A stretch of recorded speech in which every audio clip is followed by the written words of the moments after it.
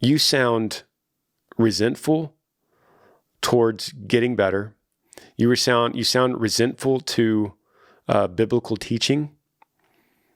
You sound mildly resentful towards me.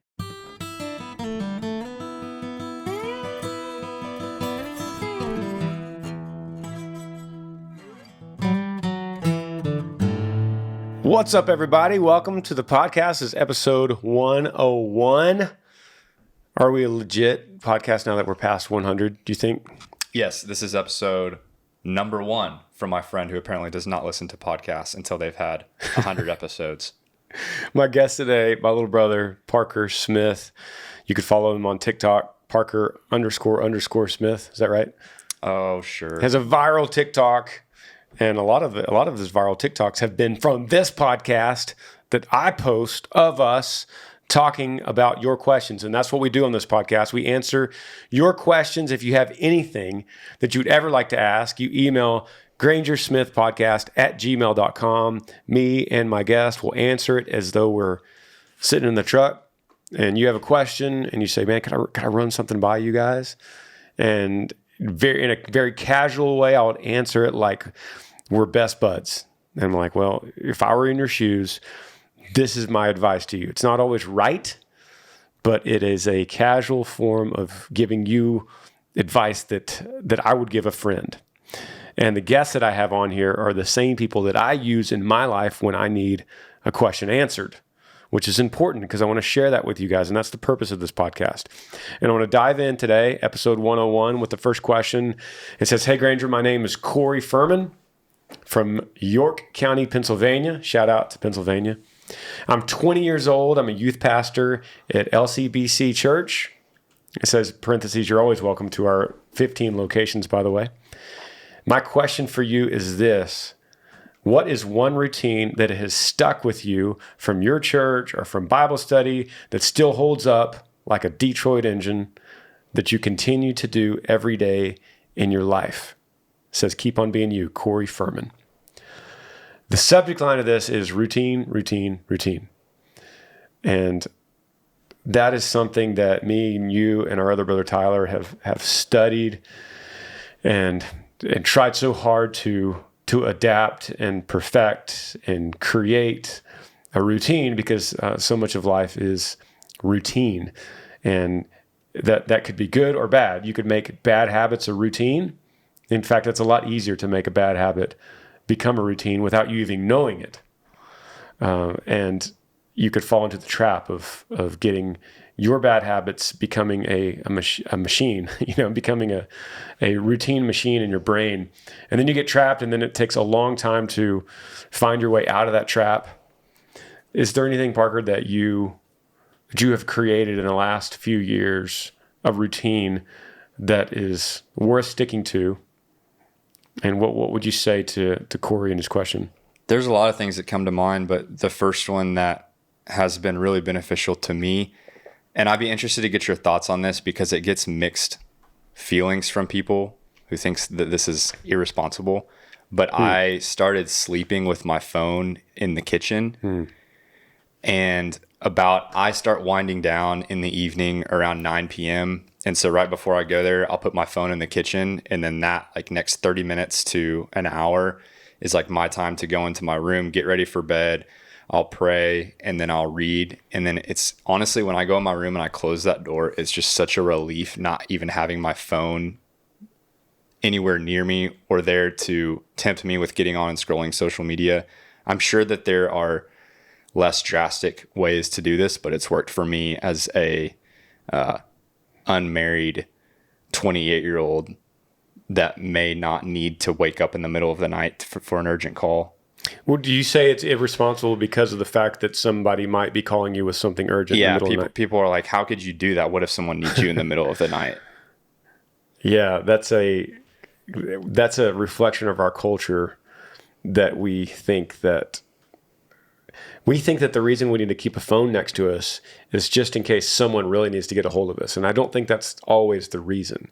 That's a reason, and that's a justifiable reason. But I think the truth is we love our phones. We're addicted to them. and we like to have them close to us at all times. It's the way it soothes us to sleep at night. It gives us our information we crave first thing when we open our eyes. And so to say, to sacrifice all of that bad habit, because it is bad, by saying, I want to be available if there's an emergency, I don't know. I don't know if I could justify that. And you guys, if you're watching on YouTube or iTunes, comment below your thoughts. I do the same thing, guys. I do not sleep with my phone in the room. And I didn't know you didn't. No, I don't. It's kind of weird. It goes in my closet. I have a little charging station in my closet on a shelf. And I have my power source. And after I finish my, brushing my teeth and take a shower, I go put my phone on the charger and we part ways, and I don't see it till the morning. Then I have my phone set up where it's on do not disturb, and then it will kick back on at 8:30 a.m. I am guilty many times of, you type in the little code to disable the do not disturb on all my apps. I can't get to my apps unless I type a code in before 8:30 a.m. because I don't want to be on my phone before 8:30 a.m. It should actually be later than that, because once you get on your phone, your day has begun, or there's a text that you have to react to, or an email that you have to react to. And sometimes you're in the early morning, you're not ready to react to a work-related text or some kind of urgent text that someone sent you at 12:58 a.m. Hey man, we got a problem. You need to make sure tomorrow. So you already start thinking about that. So, but yeah, I don't sleep with my phone either. I do on the road. I don't sleep with it either, but I do know that on the road, my bus driver is always driving in the middle of the night. So I know that two things. One, if there's an emergency, they're going to call Bull and let him know. Two, if there's an emergency, there's nothing I could do on the road immediately, right? Like there's no plane I could jump on. I get up early anyway, so I'm going to find out and then I'm going to deal with it. And some of y'all might be thinking that's a little insensitive, but gosh, what's an emergency you could even think of? We're getting deep now, but say you don't sleep with your phone. What's an emergency that anyone on this planet would need you at 3 a.m. to react right now? I would say something that I think about is like mom being at the ranch and slipping out of the shower or something. Okay. And then she calls but she would probably just call an ambulance in that situation. Yes. So there's not really anything that I could do. That would be the first thing that comes to mind. Or if I had like teenage kids that were out and they needed to come home, making sure that they got home safe or something like that. But in that situation, I probably wouldn't be going to sleep with my kids out. You have a teenage kid that's out of your house. I'm not going to be away from my phone. I'm not going to be falling asleep. Yeah. I'm going to be on the couch waiting for them, right? So, yeah, that's a good example. But other than that, it's an interesting discussion. I'd be willing to read comments and see what people say. But I think you're right. It's a great routine to set boundaries. Let's just put it that way. Set some kind of boundaries with your phone. And because that really sets the tone for your day. I think the second routine we should bring up is waking up at about the same time every single day, including the weekends. There's been so many studies done that if you wake up and go to bed at the same time every day, you're far better set up for consistency during the day and less anxiety, and building an eating routine and a workout routine and a work routine and a relationship routine and a love your spouse routine and a be a better parent routine, be a better buddy routine. You're better set up if you're getting consistent sleep. So how do you go to bed earlier? You wake up earlier. So it starts with waking up earlier. That's number one. If you set your alarm for, say, 6 a.m., you're not going to be staying up till 1 a.m. anymore. You're going to be so tired, you're like, man, I got to crash. My alarm's going to go off at 6. Whether I like it or not, I better go to bed. And then pretty soon, then you have this routine of going to bed early. So, yeah, Corey, I think I would start with that before anything else. I would start with reasonable boundaries with your phone and a routine set bedtime and wake up time. And a lot of things fall into play after those things are set. So I have a lot for this episode 101. I have a lot of questions that I've brought in, and I have not read many of these. A lot of these just came in. Like one of these came in this morning at 10 a.m. A lot of them came in yesterday. So these are fresh questions. I have not vetted them. So let me just jump onto this one. This one subject is anonymous, please. It says, I love watching all the Smith related things. I look up to you and Amber as wonderful parents, loving spouses, and most importantly, Christian leaders. I wish I could be the person you repeatedly encourage everyone to be. Episode 99 has really taken its emotional toll on me. That was you, right? Mm-hmm. Multiple mental health issues have led me to a miserable life, killed a marriage, and estranged me from my one and only child. Hospitalizations, outpatient treatments, multiple doctors, suicide attempts, and a zillion medications could not stop sinful behaviors that have ruined my life. No, staying married is not the best option. She's referring to our episode 99. Spouses should not be forced to endure things that even the Bible says are legitimate reasons for divorce. So there's not really a question in here to Anonymous, right? I didn't really hear. I didn't hear one. I didn't hear a question. I think it's just more. I'm struggling to be a better person. Right. Yeah. So Miss Anonymous, without your question, I'll comment a little bit, and then I don't want to spend too much time on it. But I'll comment this. You sound resentful towards getting better. You sound resentful to biblical teaching. You sound mildly resentful towards me, and I'm not putting any fault on you because you've been through extensive suffering. But there's a story in the Bible when there's the man at the healing pool, right? And he's been there for decades. He's crippled, and he's at the pool, and he's on his mat. And there's this old story in the Gospels, and in this old pagan tradition, an angel would appear in the pool and through these bubbles. And it was really just a what do you call it when the earth is bubbling? Seismic. It was like a seismic disturbance. like natural gas from the earth. So they thought in the ancient days, they thought that those bubbles coming out of the pool were actually an angel, and if you hurried and you jumped in the pool, and the waters could heal you, and you could be healed from your being crippled.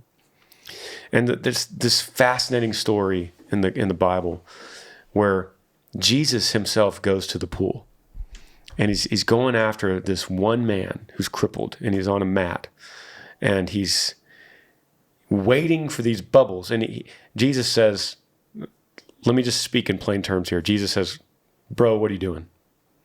And he says, I'm waiting on the bubbles, the angel to heal me.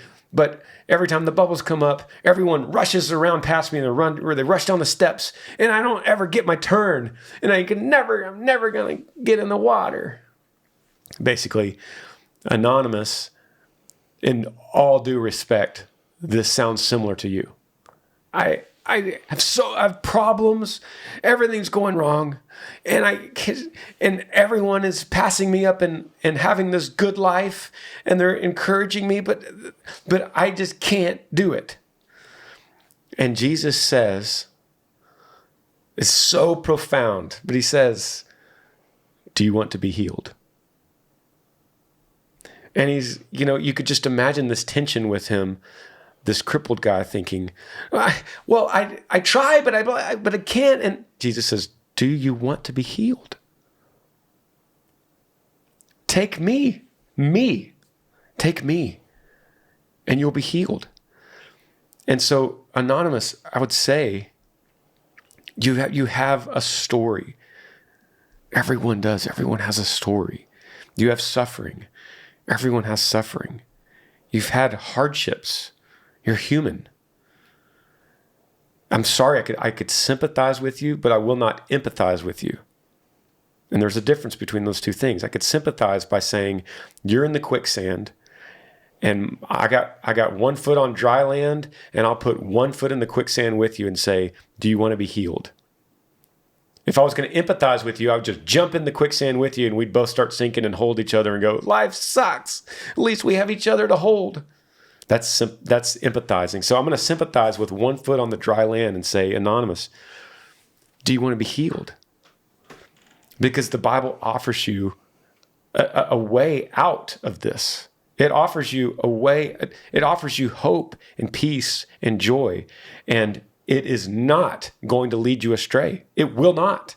You can't read anything in that book that's going to lead you astray or be misinterpreted. You say, spouses should not be forced to endure things that even the Bible says are legitimate. Don't ever say that. Don't ever say there's certain things that even the Bible doesn't know. Or there's certain things that even the Bible can't fix. That is not true. And if you think that way, then you're the person at the pool that says, I can't be healed. And until you could realize, I want to be healed, until you can come there emotionally, then you can't be. It's interesting that's the first thing that Jesus asks. I love that story. Man. That's the first thing he asks. He's like, let's get right down to business here. Do you want to be healed? Because that's the most important question of it all. Yeah. Do you want it to be better? Or do you want to stay in your misery? Or are you kind of enjoying wallowing and sulking in your misery and your self-pity, believing that you're undeserving of Jesus's grace? I heard that someone said, they said, if you believe that your sins and your suffering is not covered through the grace of Christ and Jesus' sacrifice for you, it's kind of the most selfish thing that you can do, is believe that your suffering and your sins, that not even the Son of God could sacrifice himself, and that wouldn't be enough. You're saying now that still wouldn't be enough. You don't understand. That's exactly right, because she says hospitalizations, outpatient treatments, multiple doctors, suicide attempts, and a zillion medications could not stop sinful behaviors. Yeah, you're right. You're exactly right. I'm sorry that you had to figure that out the hard way, but you're exactly right. None of those things can stop sinful behaviors. Only Jesus can. Only complete trust in him can. Come to him as you are. Christianity is different than any other form of religion in the way that we come to him as we are, and he fixes us, as opposed to any other religion that says, I better fix myself so then I'm worthy of God. You're worthy right now. You're ready right now in your state, in your sinful, miserable, wretched state. I'm speaking for you and I'm speaking for me. Same terms. Sinful, miserable, wretched. Good, you're ready to be healed. So you didn't ask me a question to this podcast. You did not ask me a question, but I'll ask you one question. Do you want to be healed? Do you want to be healed?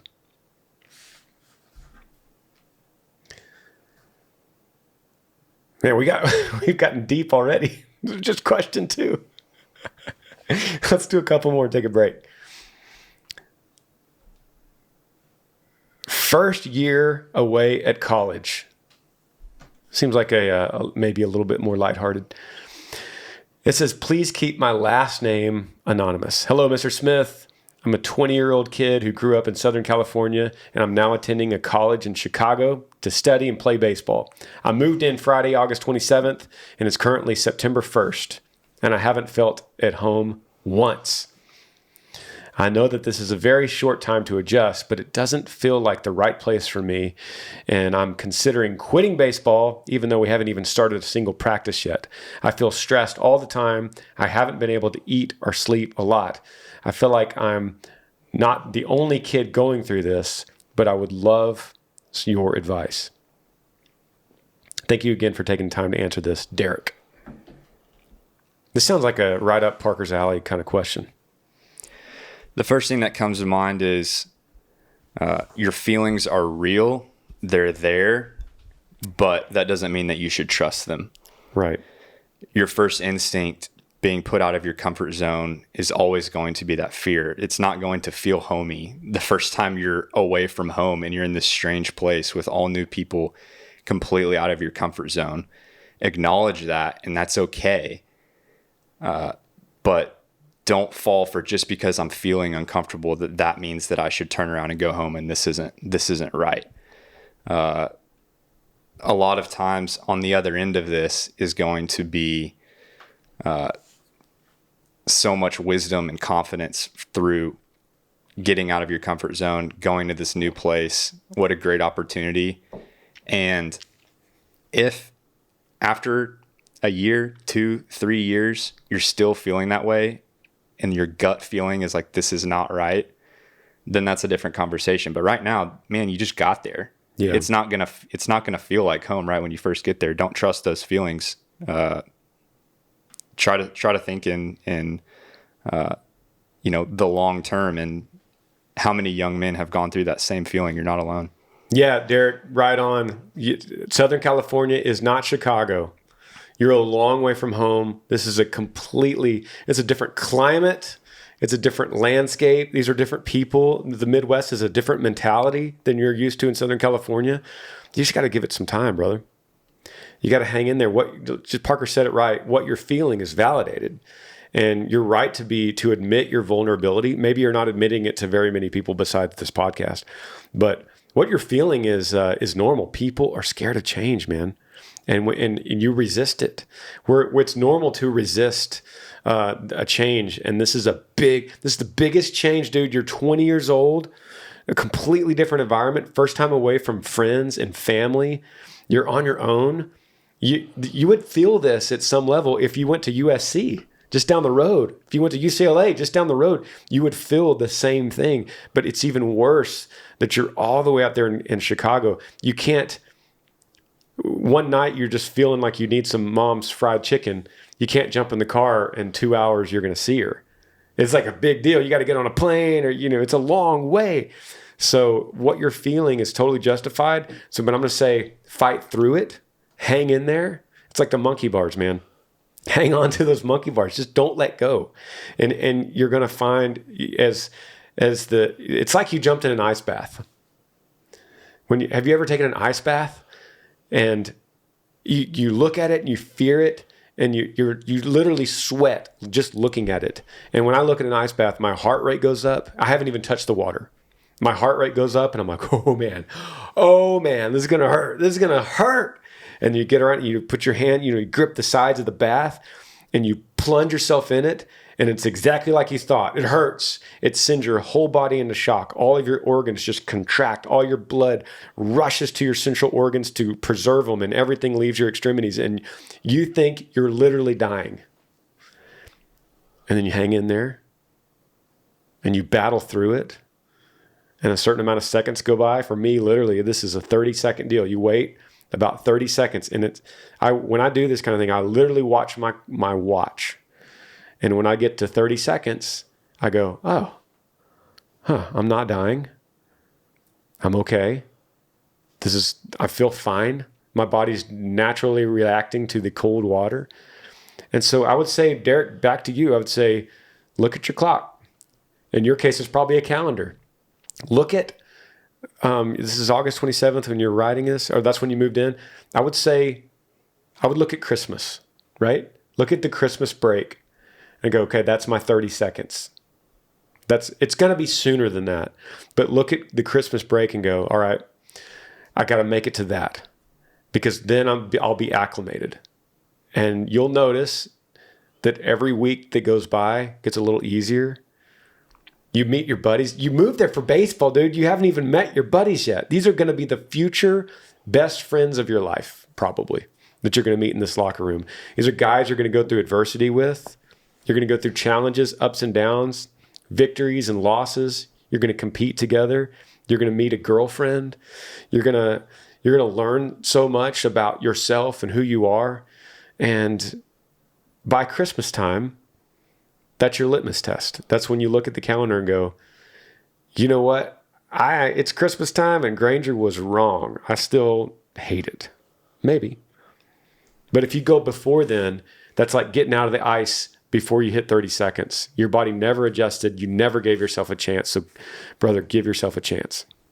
You know, it's even more depressing than the being uncomfortable at the very beginning in a new place or a new city is the thought of the guys who never left and they stayed home, and they will always have that regret of staying in their comfort zone.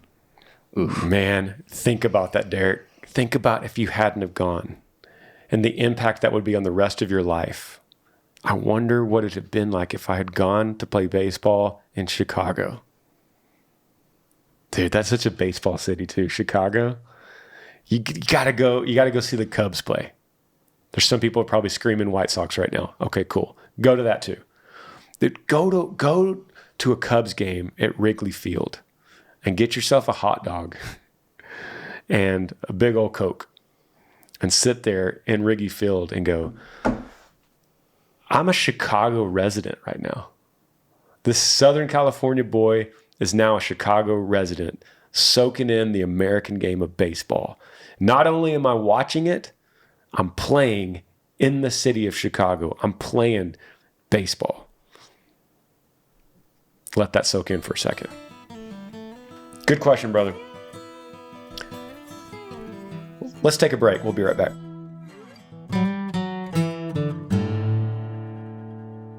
Podcast is brought to you guys today by Athletic Greens. This is one of my favorite products to talk about. It's one of the products that I actually started reading on this podcast and started talking about this product.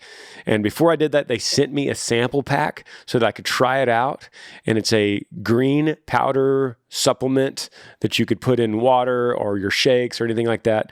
And I like that kind of stuff. So they sent me a sample. I started reading about it and I tried it and I was like, ooh, this is really good. So I then went on their website and used my promo code and signed up for a subscription to Athletic Greens. That is not a lie. That's not fake. This I could give you a testament and I could show you on the Smiths that I get my subscription in the mail every week. One tasty scoop of Athletic Greens tastes so good. It contains 75 vitamins, minerals, and whole food source ingredients, including a multivitamin, a multimineral, probiotic, green superfood blend, and more. They all work together to fill the nutritional gaps in your diet, increase energy and focus, aid with digestion, supports a healthy immune system, all without the need to take multiple products. You could put it in water. It tastes great. You could put it in a protein shake. That's what I do. I'll put a couple scoops of protein. I'll put some, an apple, banana, and some Athletic Greens. I put 2 scoops in. You could put 1, and it tastes so good. It blends so good with that shake, although it tastes fine alone. It makes me feel like I did my salad for the day. I got my greens. Every doctor will tell you, make sure you eat your greens. Well, this will ensure that you're getting your greens, even if you're on the go, if you're in a hurry, if you don't have greens in the fridge or on the counter at the time, throw a couple scoops of this in whatever you're drinking during the day, and you are covered. It's completely lifestyle friendly. So whatever your diet is, whether you're keto or paleo or vegan or dairy free or gluten free, it contains 1 gram of sugar, less than 1 gram of sugar without compromising on taste. So the stuff is legit. Right now, Athletic Greens is doubling down on supporting your immune system during these crazy summer months. They're offering my audience a free 1-year supply of vitamin D and 5 free travel packs with your first purchase. If you visit my link today, you'll basically never have to buy vitamin D again. So whether you're looking for peak performance or better health, covering your bases with Athletic Greens makes investing in your energy, immunity, and gut health each day simple, tasty, and efficient.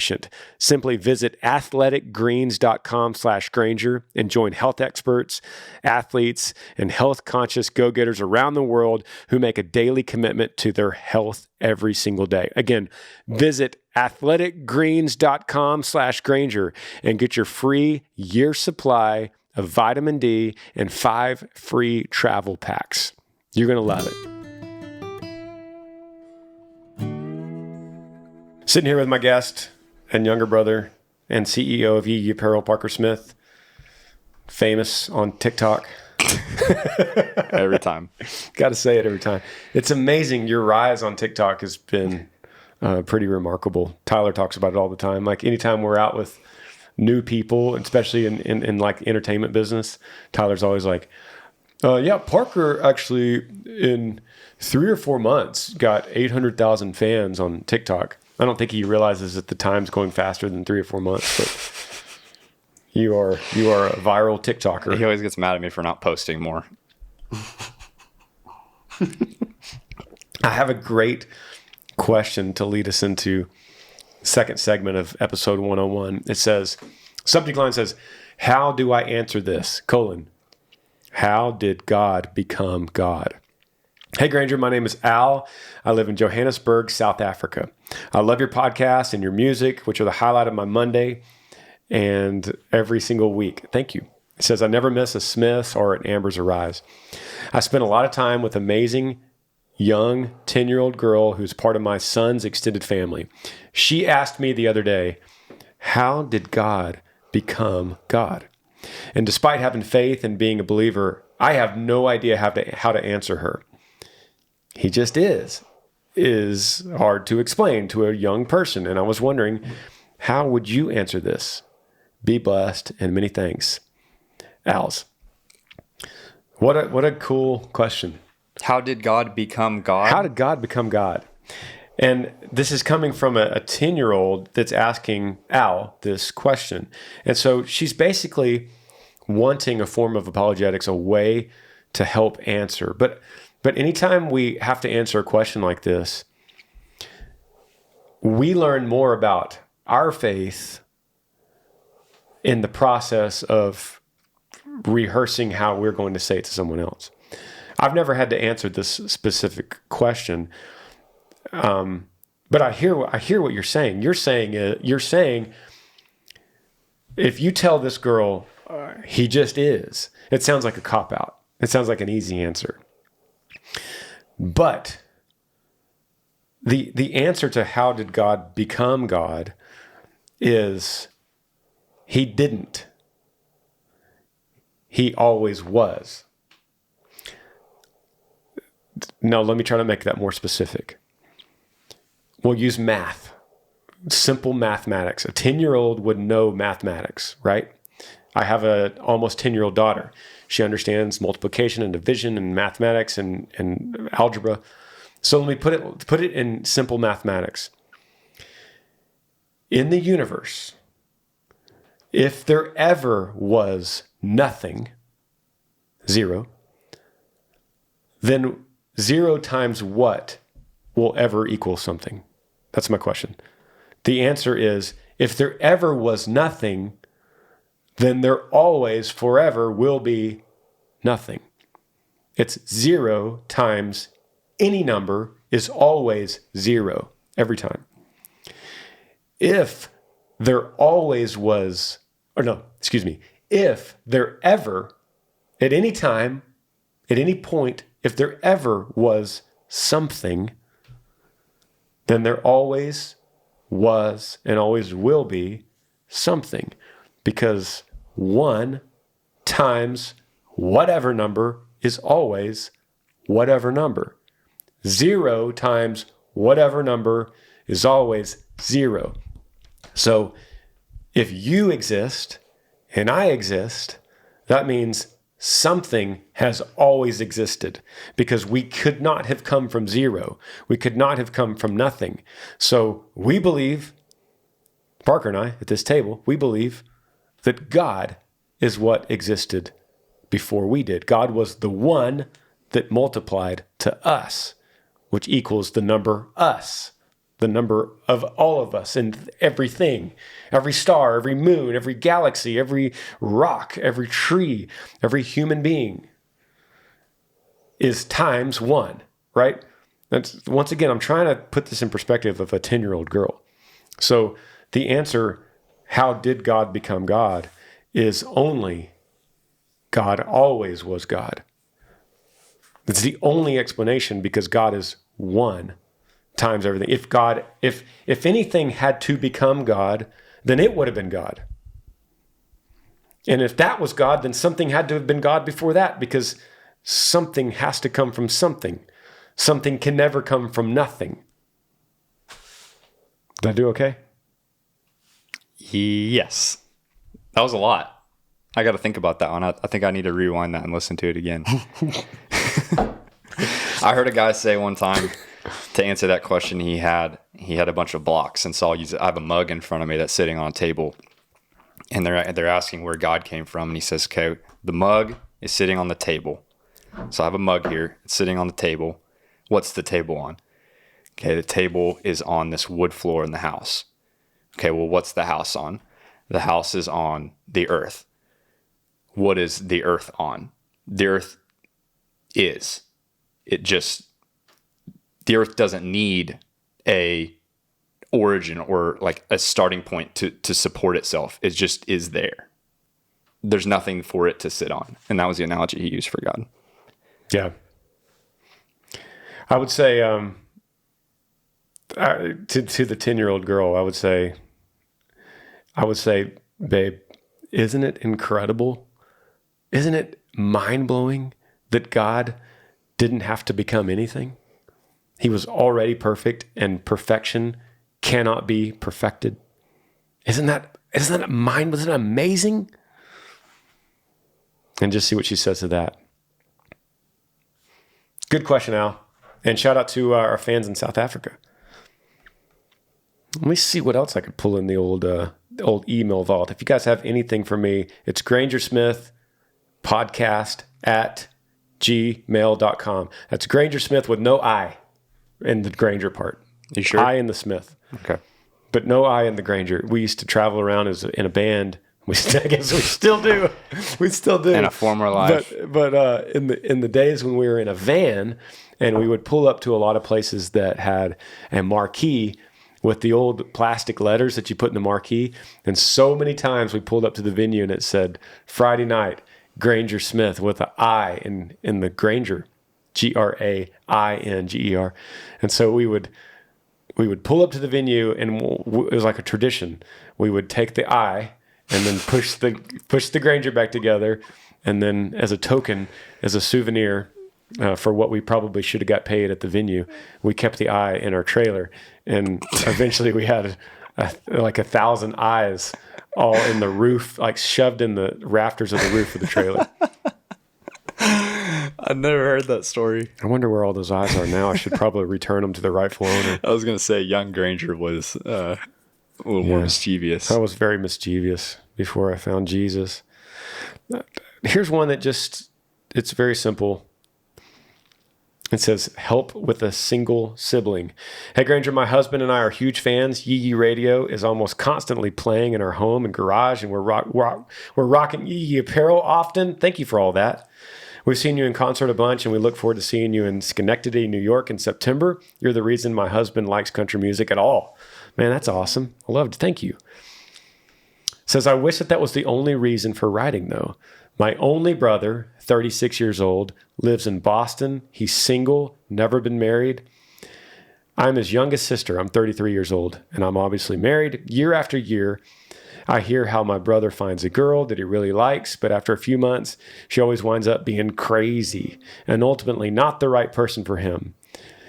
He has been on tons of dating apps, but the pandemic has slowed dating for him for obvious reasons. I always try to suggest for him something different for dating instead of just an app, or at least just meeting real people. But no matter what I say to him, it turns into a massive argument. He's told me he doesn't want to hear any more advice on the subject from me or from anyone else, family or friends, and wants to keep doing things his way.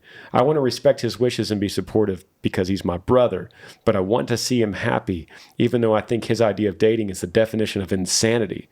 I appreciate any advice. I'm all out of ideas on what to do or not to do. Many thanks for the music and everything you do. Congrats on the new baby. Andrea in Hurley, New York. Shout out to New York. Andrea, thanks for your question. Thanks for your sweet, sweet words. And I cannot wait to see you and your husband in Schenectady. Hopefully that the craziness of the world keeps that show rocking. 36-year-old brother. single, in Boston, never been married, and he loves dating apps. I think a lot of people could relate to this. I think everybody has a close friend or a sibling who is making the wrong choices, whether it be romantically or in other ways, and you're trying to explain to them that what they're doing is not working, but it's just not going through their head. You are telling them that you know how to help and they don't want help. Yeah. What do you say to that? How do you help someone who doesn't want to be helped? Yeah, it's interesting because she says, he told me he doesn't want to hear any more advice on the subject from me or anyone else. And you said, no matter what I say to him, it turns into a massive argument. So what we could deal with, me and you, Andrea, is not your brother, because we can't affect what he does. But what we can control, and I say we like we're a team here, but what we can control, Andrea, is the way you react to him and what you say to him and how you treat him. And letting it turn into a massive argument is a problem on your end. I'm not innocent of this kind of thing myself. I struggle with this, and I sympathize with you, Andrea, in this kind of situation. But you don't want it to ever let something like this turn into a massive argument, because then that just turns his ears off. He doesn't want to hear anything else from you. He's done with you. He's done with the subject, and he wants to just go back to what he feels comfortable doing, and that's dating crazy girls. So what we need to do is figure out how to not make this a massive argument ever. And one of the things that one way to approach that is stop trying to be right. And I'm going to say it. I'm going to repeat again what I told you. I'm not good at this. So what I'm speaking is something that I need to put into better practice. And I think I've gotten better over the years from where I was, but I'm still not great at it. And that's just going at your brother and not trying to be right or know more than him. Just because you're married and just because you have a great husband and he loves yee and country music, which I think he's great too because of that, that doesn't make you better than your brother or right or more knowledgeable about marriage. You just have been blessed enough to find the right guy at the right time, and you tied the knot.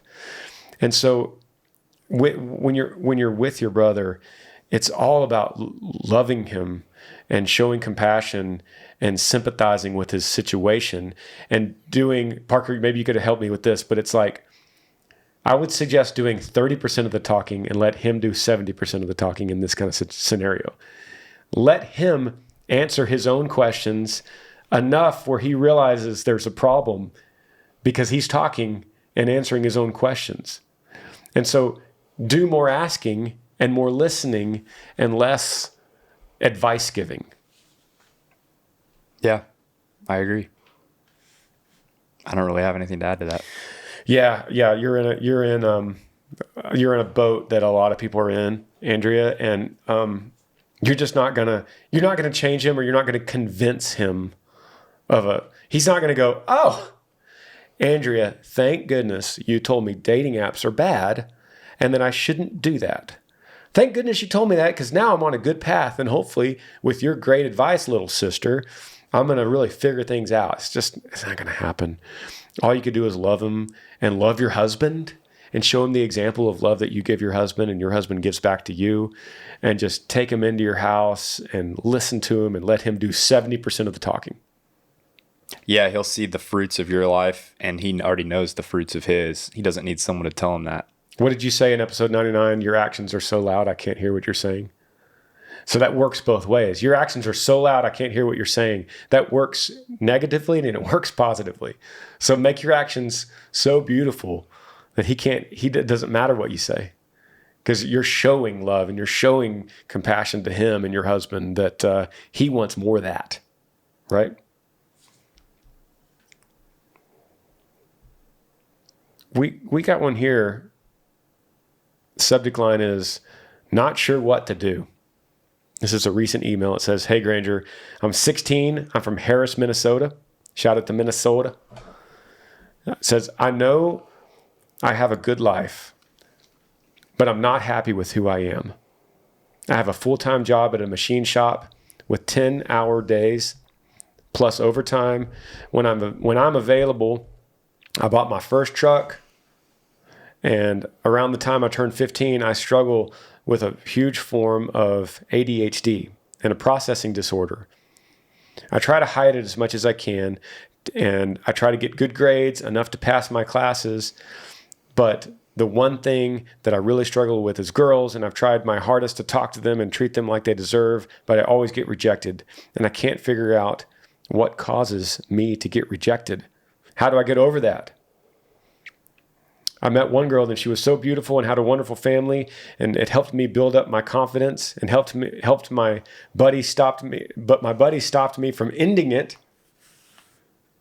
And she didn't even know I was depressed. So please don't sugarcoat this. I won't be offended. I listen to classic country. I'm not a fan of new country, but I love your music. Thanks for reading this. Guys, I'm sorry. This whole email didn't have one punctuation mark in it. So I was kind of trying to figure out how to paraphrase, but it's a long sentence. It was one long sentence. 16, and he's... Parker, this is you're great at this. He's 16? He's saying, Granger, I'm 16. I'm from Harris, Minnesota. Wow. He says, don't sugarcoat this. I won't be offended. Give it to him, Park. I'm sensing some victim mentality. Me too. He kind of started it out. He started out with kind of complaining about his job, complaining about the long hours, complaining about his ADHD. Keep in mind, he said at the beginning, I'm not happy with who I am. Yeah, I think that's the underlying problem. Yes. It's not rejection with girls or anything else you want to add on top of that. I think that Yes. starts with an honest conversation with himself, looking in the mirror and saying, why am I not happy with who I am? Yep. I heard someone say one time that if someone were to tell you to rate your life on a scale of 1 to 10, on a scale of 0 being absolutely miserable and depressed, and a 10 being completely fulfilled and full of joy on a daily basis, what would you rate yourself? And then whatever number you give, count down from 10. So if you're like, I'm a 6 right now, then you'll subconsciously come up with that number and think of those 4 notches that brought it down from a 10. Those are the things you need to work on. So where it's like, well, I don't have a good relationship with God. I'm overweight. I don't get much sleep, and I'm incontent in my singleness, and I wish I had a girlfriend. It's like, it's a pretty good indicator, a way to look at the 4 things that you need to work on. And so I think it starts with him. I notice, like, if you're constantly in fear of getting rejected by women, I think it starts with saying that you're not incomplete in your singleness. Like, why are you trying to find so hard? You're 16 years old. Like, stop worrying so much about getting the approval of girls and start asking yourself, what can I do? How can I pursue healthy activities? How can I eat better, be a good steward of my body and get some exercise? How can I surround myself with people who are uplifting and positive? That's where I would start. Man, I can't wait to put what you just said on TikTok. It's going to go viral. That's what I'm here for. Man, I hear you, brother. And did he say his name on here? Am I not supposed to say his name? He didn't say it, so I won't say it. I'll keep him anonymous. But yeah, I think that the hinge of your whole email is, I'm not happy with who I am. You could have not said anything else. You could have kept the email completely blank and said, Granger, hey, I'm 16. I'm from Harris, Minnesota. I'm not happy with who I am. What do I do? That would have been good enough than for you to go through this list of why you struggle with girls, because the girls will not help you be happy with who you am. There isn't a magical girlfriend, a Cinderella out there that as soon as you find her slipper and you put it on and it fits her foot and she completes you, and then you go, oh, now because I met Cinderella, now I'm happy with who I am. It's a miracle. Wow, this is crazy. It's exactly what I wanted. That does not exist. It does not exist. You have to, as Parker said, be content in your singleness first. Be content. Be content. That is such a great word. Content is a word that we struggle with in today's culture. We struggle with being content where we are in our lives, what we're doing now in our lives. You're 16, brother. You're sweet 16. You know how many people listening to this podcast will go, man, if I could have one do-over, if I can go back to 16 and do it over, if I could have a chance to have those memories that you could make with your buddies right now. So I would lean in to your friends. I would lean into some kind of hobby or sport. And we'd go down this path on this podcast where it's like, man, if you're not athletic, then there's a chess team, or there's the Civil War reenactment team. You know, there's always football. There's always baseball, like we talked about in a few questions ago. There's something in this world for everyone to get involved with and meet like-minded people. There's people in Yee Nation that follow me, brother. You said you like my music. There's people that follow me that we call them Yee Nation. And I know for a fact I've met people that have gone to my shows by themselves because no one else around them was like-minded enough to like country music in whatever region they're living in. So they put on their boots and their jeans and they go to my concert and they go in the front row. And then guess what happens? They look around and the people on their right and their left are people dressed like them, that look like them, that talk like them, and they become friends with them. And they become a unit, and they become people that they could count on. And now I have this big band of Yee Nation that goes and they travel together, and they'll go stay at someone's house that lives in another state, of some state we're playing in, and they meet them at a show, and then they become friends, and it just grows. So if anything, you've got Yee Nation. Go to a show. And I'm not even trying to promote one of my concerts. I'm just saying, if you like Jimmy Buffett, do that. But involve yourself in places that you can surround yourself with other dudes, that you could find like-minded guys where you could build a bond and you build a relationship and you become content with being 16 and doing what you're doing. When I was 16, I was traveling by myself to George Strait concerts because I loved it. I loved the culture. I loved the people that went to the concerts. I loved watching the band. And I don't mean to say this in a way that I had it more figured out, because I really didn't, but I was content at that age. I was content. So work on that. Work on how could I be content with where I am, with what I'm doing right now. Put yourself on that path, and a girl will come. You'll find that. That's a good question, though. Yeah. I'd get involved with a church too. If I go back to my 16-year-old self, I would beg him, I would tell him that there's another life on the other edge of saying the prayer at the altar call at church and accepting Jesus into your heart and then thinking you're done. I would say, man, there's a whole nother life on the other end of that the world won't tell you about. But if you go get involved with your church, you start knocking on doors, that's spiritual doors, asking questions to God, digging into his word, seeking wise counsel. That's so true. I bet that will improve things. I try to balance this podcast with my extremism in my faith. Me being a Jesus freak, which I am, I try to balance that on this podcast where it's like, even though I want to answer every single question in that way, I try to balance it where I feel like you guys, if you listen to the whole thing, you're going to get the pulse of who I am and what I'm saying, without me saying, brother, pursue Christ full speed ahead, and you'll be in a place. Yeah, that's where the short answer. Yeah, that's kind of, I could answer every question that way. So yeah, thanks for the question, brother. Let's do one more. Yeah. What were you gonna say? I was just gonna say, keep listening to the podcast because it's great advice for young men. Hey, I love that. This subject line. One more question here, and then we'll let you guys get back to your Monday. But this question says, "Fearful child." Granger, hello from Michigan. Shout out to Michigan. I have 2 daughters, Lily, who is 9, and Catherine, who is 7. Lily is outgoing and not afraid to try anything.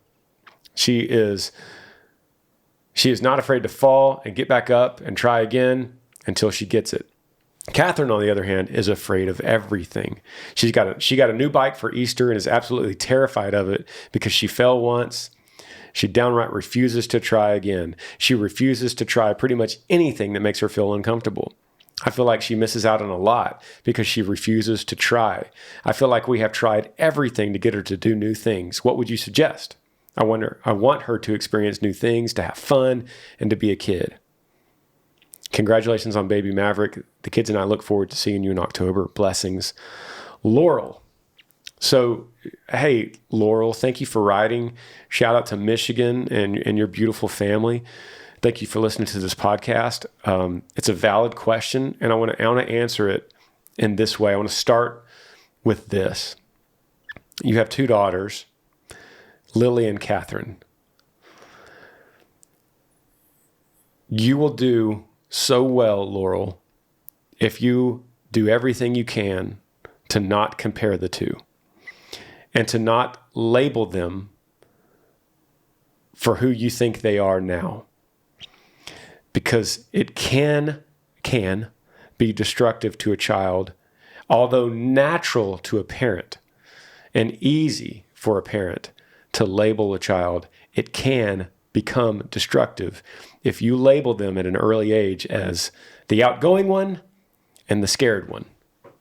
And so, although you should talk about this behind closed doors with your husband, don't ever get caught in the car, or don't ever let your girls overhear you saying in a conversation with your friends, "This is Lily. She's the outgoing one. And this is Catherine. She's just a little scared of things." Because kids will hear that, they'll pick up on that, and they will become who you presented them as, right? They will become how you label them as a parent. So as parents, we have to be so careful to let their little spirits go. And when we discipline, we want to, my mom used to say this, and my mom's here. I should bring her up for this. She'd be great at this question. But she used to always say, when you discipline, you want to break their will, but never their spirit. Let their little spirits go. Catherine, her little spirit is ready to unleash. She might be a little timid now. That might show later in life to be something that's very valuable to her. She might be everybody needs a mother hen in the group. She might be the future mother hen of the college girls, where all the girls are at the party and they're getting crazy. And Catherine's the one that's like, "Hey, I want to pump the brakes. Give me the keys. I'm taking everybody home. Don't worry. I'll take care of everything here. I'll lock the doors behind." So that might be who she is already written. It's in her DNA. It's in her little body, her little spirit is who she is. And so don't hinder her by breaking her will and saying, you need to be more like your sister.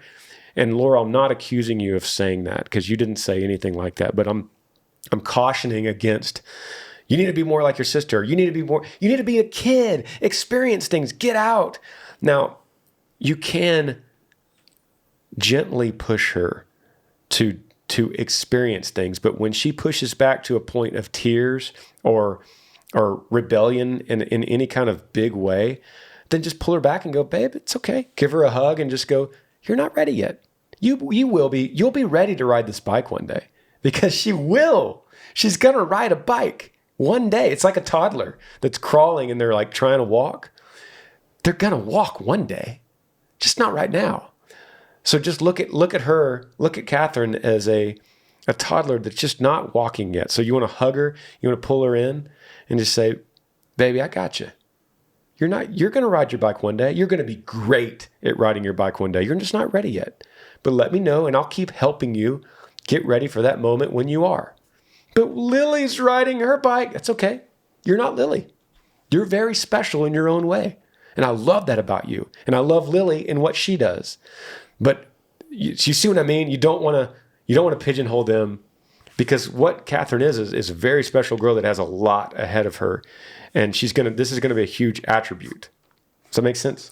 I would imagine it would be hard for a parent to separate. I'm not saying this is the case at all, but I would imagine it would be difficult for a parent to separate their selfish ambitions of what they want their children to be versus molding them into encouraging their spirits to be who they were made to be. Yeah.